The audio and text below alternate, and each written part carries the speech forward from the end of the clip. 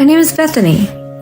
I've been married once, but because of my husband's infidelity and money troubles, it didn't last long and ended in divorce. Since then, I've been living as a single mother to my 2 sons. Although it was tough, I have ultimately become successful. I've never hated studying since I was a child. I particularly loved science experiments, starting from the elementary school, and still look back at them fondly. During university, I became close with a male classmate and we started dating. After graduation, I started working as a cosmetics development researcher at a major cosmetics company. My relationship with him continued, but I really enjoyed my job. After I started working, we didn't see each other as often after that. You seem busy with work, but I was wondering, can we spend more time together? Sorry, I tend to get absorbed in my work. I'll try to be more careful. We're both working now. Let's get married. Then, if you're ever busy with work, we can see each other every day. So I responded to him. All right. With these words from him, we decided to get married without further notice. I was dating him because I liked him and had no reason to refuse. And then we had our baby. When I found out I was pregnant, I was really happy, and it was the first time I forgot about my research. I decided to quit my job completely.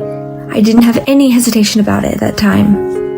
Our eldest son Tim was born, and 2 years later, our younger son Paul was born. I was very busy with childcare and housework every day, and that was all I could handle. I didn't notice anything unusual about my husband, but it turned out he had been laid off from his company for several months and secretly borrowed my money, gave me part of it for our living expenses, and used up the rest of it for gambling. I didn't notice his fake facade of going to work every day in the morning as usual. One day, a collection letter arrived at our home, and the truth was revealed. I added some money from my savings to help with the debt repayment and decided to get a divorce. Although we could have still made it work regarding the money, as I researched the debt, evidence of his frequent infidelity was revealed in his phone messages. I was fed up with this and asked for a divorce. He agreed to the divorce without protesting, and then I was left taking care of my 2 sons alone. It wasn't easy. Why don't you bring Tim and Paul here? Let's live together. I appreciate you saying that, but if we did, our neighbors would start spreading rumors about our divorce and it would cause trouble for the boys. I'll be okay.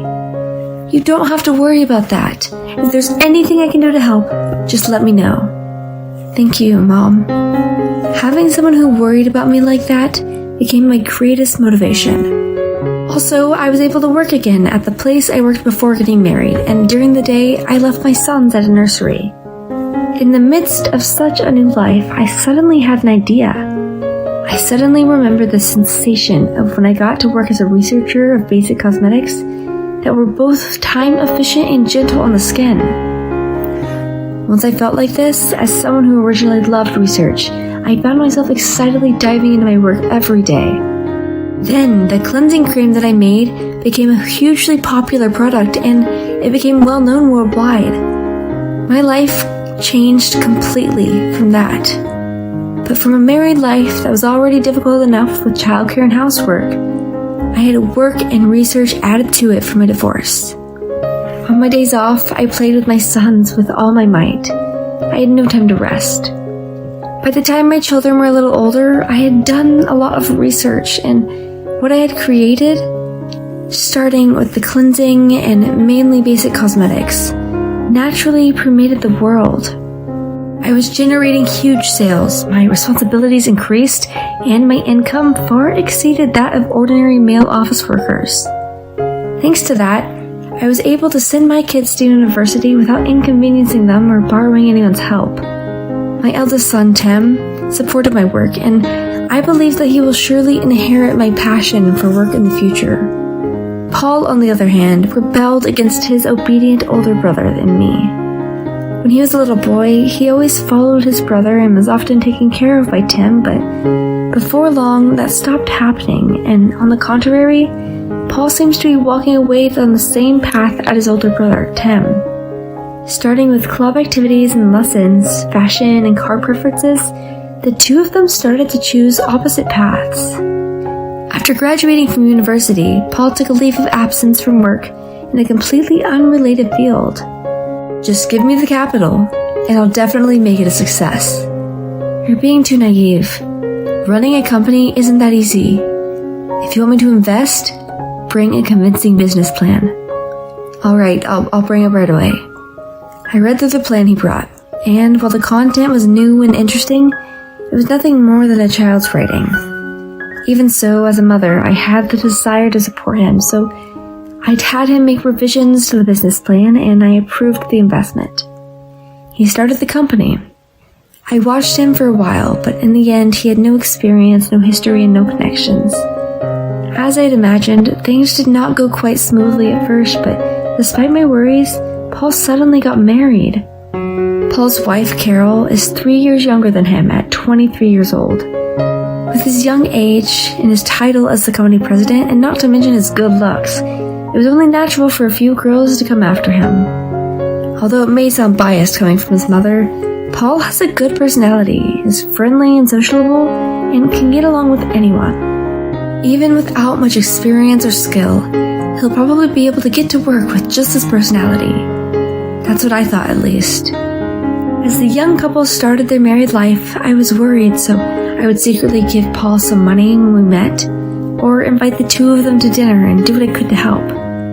They were initially living in an apartment, but one day Paul came to see me with a request. I want to buy a house, but the business isn't that great right now and I can't get a decent loan from a bank. Can you buy a house for me in your name without telling Carol? I'll make sure to pay the monthly payments. Even now, I think I'm contributing enough to both of your household and business. I know, the business will definitely pick up from here on, but I don't want to bring up that with Carol. Please, Mom. Unable to resist his persuasion, I bought a new house for the two of them to live in. Carol is a housewife and basically spends her days at home. Whenever I passed by, I would stop by and give her gifts or cakes or fruits. Thank you for always bringing us things, Bethany. I'll have them when Paul comes home. Whenever I went unannounced, I would always see her in her pajamas with no makeup on, and I couldn't help but feel unpleasant. If she was just being lazy, she could get a part-time job or something. Since they didn't have any children yet, she could easily work. That's what I thought to myself. When I think back on the hardships I faced, I can't help but feel the way when I see a woman like her, and yet I know I'll still come back to their house despite feeling this way. However, I'm sure that she could use some sense from these feelings from me. One day, Paul said something like this to me. Mom, don't ever come to our house too often during the day. If you have something to give us, just come to my office.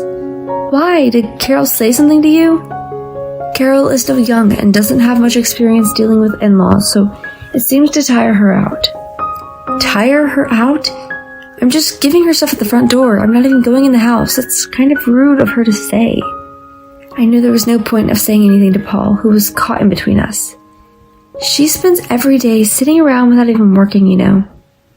Maybe you haven't said anything to her yet, but your business is in trouble right now. Why don't you go ask her to help out a little? I know. And you haven't been paying attention to the mortgage either. When the business picks up, I'll pay it all at once, so wait. Anyone would have given up already if they saw how his business was doing. Apparently, his personality wasn't good enough for the business to succeed. Still, he wanted to maintain a good image in front of his wife. As things were, Paul must have felt like he was going to lose both his business and his wife. You should seriously think about your business. I can't keep investing anymore. I know.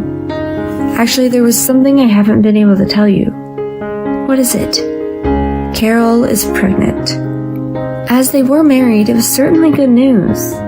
I knew I had to congratulate them, but I wasn't convinced. I avoided going to Paul's house or office for a while, and when Carol started her second trimester, Paul invited me to dinner. Carol is feeling better now, and I was able to make a deal at work. She'll prepare the food, so why don't you and Tim come over for dinner? I'll pass. Things will feel weird if we keep avoiding each other, you know? Please? Fine. On the day of the dinner, I prepared a gift and went to Paul's house with Tim. To be honest, I wasn't in the mood at all, but I tried to switch my feelings and motivate myself. Good evening, thank you for inviting us. It must have been hard preparing everything alone. What? What are you talking about? From Carol's reaction, I immediately knew that Paul hadn't told her about today's dinner. Isn't Paul back yet? We came because he invited us. I haven't heard anything about dinner, and you can't just come over like this. Pregnant women are emotionally unstable. Please don't give me any more stress. Don't ever come here again. Tim and I stood frozen, unable to find words to respond. We were there because we were invited, and we were suddenly told not to come again? I'm sorry, I'm late. What's wrong? Paul, did you forget to tell Carol about today? Sorry, I was busy. I may have forgotten to tell her. You need to get your act together. Stop messing with everyone and be more responsible. I'm sorry. I'm really sorry, Carol. We're leaving now, so rest up. Don't worry, we won't come back here again. I went to my office and asked the legal advisor to change all the names on the house loan I'd purchased under Paul's name. I thought to myself that things couldn't go on like this and I need to make things right. A few days later, Paul rushed over to my place with Carol. Mom, why is the house loan addressed to me? It's for your house, isn't it? So of course it's addressed to you. You can't just do that. That's not fair. You know about my business, right? Don't rely on your mother forever. You have a wife and a child too. I'll be there to support you, but you two have to work hard together. If you keep doing things like this secretly, of course Carol is going to feel bad. If you have any requests in the future, please come to my office and make them formally. Bethany, I'm really sorry about the other day. Paul never tells me anything. On the night when I said such terrible things to you, I questioned him about it and learned a lot. I was spoiling him because he's my son. I'm sorry about that. When Paul bought their house, he saw his mother secretly, and he never brought Carol along for any of the procedures. He also never told her anything about the company's financial situation and let her manage the household finances. She didn't understand what was really going on. She wasn't a bad person. She just felt like she was being left out. Now that she knows the truth, she apologized for her terrible comments and said that she would cooperate with him from now on. Paul, couples should share their hardships during difficult times, just like Carol said. Okay. I had a similar experience when I divorced your father, so I don't want you two to end up like that. Work together and help each other out. Before coming here, Paul and Carol had discussed things as she had explained in detail to me. From now on, Carol will manage the household finances and will be responsible for the company's accounting until the baby is born. As it turned out, she had studied business administration at university and was capable of doing the accounting work with ease. I felt embarrassed for judging her as young and irresponsible just based on appearance. Her explanation was easy to understand and concise, and I could feel her competence to the extent that I wanted to recruit her for our company. I even thought that Paul's business could be revived by her efforts. Bethany, I think it will take some time for us to get back on track. I will also work hard to bring things into good shape. Is it okay for me to come to you for advice when we're in trouble? Of course, anything for you, Carol. Thank you very much for forgiving me. After this day, Carol and I became very close, to the extent of having tea or lunch together or even going shopping. Both Carol and I were surprised by how well we got along. We haven't been involved with each other much before, but in reality, we had a lot in common. I enjoyed it as I had a daughter. Maybe it was because we had taken a roundabout way, had disputes and arguments, that we became like this.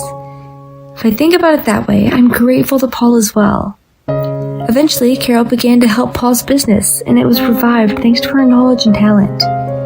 Paul no longer needed to put up a front, and whenever he had problems, he would talk to Carol first. Things were moving in a positive direction. Meanwhile, Carol's belly grew bigger, and she finally gave birth. The twin boys were born safely, and they were healthy. Our house became even more lively. Now I'm looking forward to seeing Logan find someone nice. Although I had no luck in marriage, I felt blessed with my family and work, and now I can look back and savor happiness.